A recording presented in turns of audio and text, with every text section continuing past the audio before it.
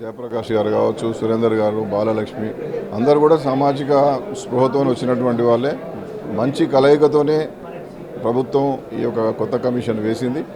నా సంపూర్ణమైన సహకారం ఉంటుంది. ఎందుకంటే సుదీర్ఘంగా 3 సార్లు సభ్యుడిగా, చైర్మన్గా నాకున్నటువంటి అనుభవాన్ని ఈ యొక్క వెనుకబడిన తరగతుల యొక్క శ్రేయస్సు దృష్టి అయినా నేను వారికి ఖచ్చితంగా నేను సపోర్ట్ చేస్తాను.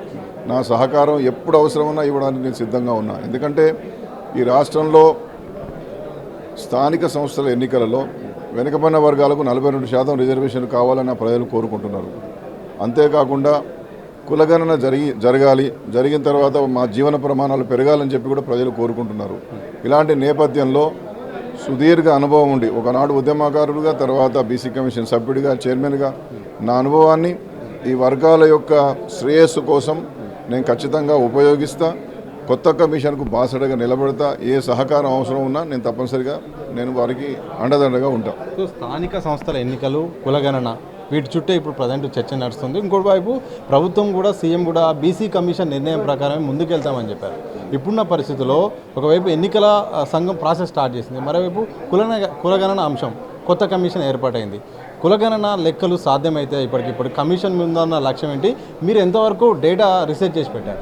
అంటే నేనేమంటున్నా, ఇప్పుడు ప్రస్తుతం ఇచ్చినటువంటి ఈ నిరంజన్ గారు చైర్మన్గా ఏర్పడేటువంటి కమిషన్ ఉత్తర్వుల్లో బీసీ ఎనమరేషన్ చేసి లోకల్ బాడీస్ ఎలక్షన్స్కి పోతామనేటువంటి విధంగా ఉన్నది. తర్వాత టర్మ్స్ ఆఫ్ రిఫరెన్స్ను బీసీ వెల్ఫేర్ డిపార్ట్మెంట్ చాలా స్పష్టంగా ఇస్తామనేటువంటి విషయాన్ని చెప్పారు. కాబట్టి ప్రభుత్వం తర్వాత ఈ యొక్క కొత్త బీసీ కమిషన్కు ఎలాంటి టర్మ్స్ ఆఫ్ రిఫరెన్స్ ఇస్తుంది, యావత్ కులగణన చేస్తారా, బీసీలకే పరిమితమై చేస్తారా అనేటువంటిది ప్రభుత్వం నుండి ఒక స్పష్టమైన ఉత్తర్వు రావాలి. దాని తర్వాతనే మనం మాట్లాడగలుగుతాం. సో చైర్మన్గా 2 ఏళ్ళ మీ యొక్క అనుభవం ఎట్లా సాగింది? ఆఫీస్తో కానీ ఇక్కడున్న పరిస్థితులు కానీ ఎట్లా అయిపోయి ఎట్లా గడిచిపోయింది ఒక కాలం? ఎట్లాంటి అనుభవాలు మీకు ఇచ్చింది? నేను నిరంతరం పనిచేసుకుంటూ ఉండేది. ఇప్పుడు మా స్టాఫ్ అందరితో కూడా ఒక కుటుంబంలాగా మెలిగాను నేను. తర్వాత నాకు పనే ప్రత్యక్ష దైవం. పని చేసుకుంటూ పోయినా పొద్దున 10:30కి వస్తే రాత్రి 10:30 దాకా, 11 గంటల దాకా కూడా ఇక్కడే ఉన్నటువంటి సందర్భాలు ఉన్నాయి. ఎవరు వచ్చినా వారితో మాట్లాడినా, చివరి అభ్యర్థి వరకు నన్ను కలిసినటువంటి వాళ్ళకు నాతో ఏ సహకారం అవసరం ఉన్నా చేసినా దీన్ని ఒక ప్యాషన్గా నేను ఏర్పరచుకున్నా. ఇది ఒక ఉద్యోగము, ఇది ఒక హోదా అని కాకుండా నేను బీసీ కమిషన్ చైర్మన్ అయినాడే ఆ రోజు ఏమన్నానంటే నేను ఒక సేవకుడిని అని చెప్పాను. ఆ విధంగానే సేవ చేసేటటువంటి కర్తవ్యాల్లోనే ముందుకు పోయినా. ఆ విధంగానే నా జీవితం కొనసాగింది. నేను చేయాల్సిందంతా చేశా. అదంతా కమిషన్లో నిక్షిప్తమై ఉన్నది. ఇక్కడ మంచి అధికారులు ఉన్నారు. ఇప్పుడు మా మెంబర్ సెక్రటరీ గారు శ్రీ బాల మాయాదేవి గారు కావచ్చు, తర్వాత అసిస్టెంట్ సెక్రటరీగా సతీష్ గారు కావచ్చు, మిగతా చాలామంది చాలా నిష్ణాతులైనటువంటి అధికారులు కూడా ఇక్కడ ఉన్నారు. వారు సహకారం చేస్తారు, నేను సహకారం చేస్తా.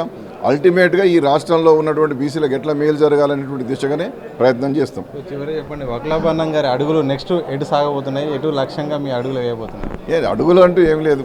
నేను ఇప్పుడు ప్రశాంతంగా ఉన్నా. చూద్దాం, మన రాజకీయ భవిష్యత్తును కూడా నేను త్వరలో నిర్ణయించుకుంటా.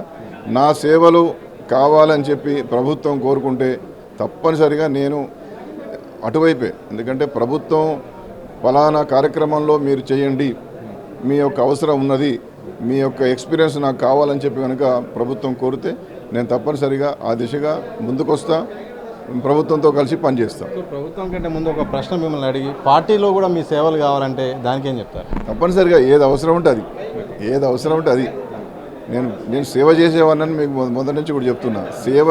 సేవ చేయడమే ఒక పరమావధిగా, సేవే ఒక లక్ష్యంగా, సేవకుడుగా నా యొక్క దిశానిర్దేశాన్ని నాకు నేనే నిర్ణయించుకున్నా. కాబట్టి ఆ దిశగా ప్రయత్నం చేస్తా, ఆ దిశగా ముందుకు పోతా. ఎక్కడ ఏ అవసరం ఉన్నా ఆ అవసరానికి తగ్గట్టుగా పనిచేయడానికి నేను సిద్ధంగా ఉన్నా అనేటువంటి విషయాన్ని నేను కరాఖండిగా తెలియజేస్తా ఉన్నా. ఒక్క మాటలో చివరిగా చెప్పండి సార్, కులగణన సాధ్యమా? కులగణనతోని 42%తోని కాంగ్రెస్ ప్రభుత్వం ఎన్నికలకు పోతుందన్న ధీమా మీకుందా? అంటే దాన్ని కొంత న్యాయకోణంలో కూడా చూడాలి. మనం ఇప్పటికిప్పుడు దాని మీద మాట్లాడలేము. ఇంత అనుభవం ఉండి దాని మీద పూర్తి అవగాహన ఉన్నటువంటి వ్యక్తిగా నేను అనుచితమైన వ్యాఖ్యలు చేయలేను. కులగణన సాధ్యమా అంటే కులగణన సాధ్యమే. సామాజికంగా విద్యా ఉద్యోగ రంగాల్లో వాళ్ళ యొక్క స్థితిగతులను అధ్యయనం చేయడం అనేది సాధ్యమే. కానీ 42% అనేటువంటి దాన్ని ఆలోచన చేసినప్పుడు అత్యున్నత న్యాయస్థానం అయినటువంటి సుప్రీంకోర్టు కొన్ని సూచనలు చేసింది. ఆ త్రిబుల్ టెస్ట్ అనేటువంటిది ఉంది. ఆ త్రిబుల్ టెస్ట్లలో భాగంగా ఏ మేరకు ఇవ్వాలనేటువంటి దాన్ని ఆలోచన చేసి ఆ దిశగా నిర్దిష్టంగా ముందుకు పోవాల్సి వస్తుంది.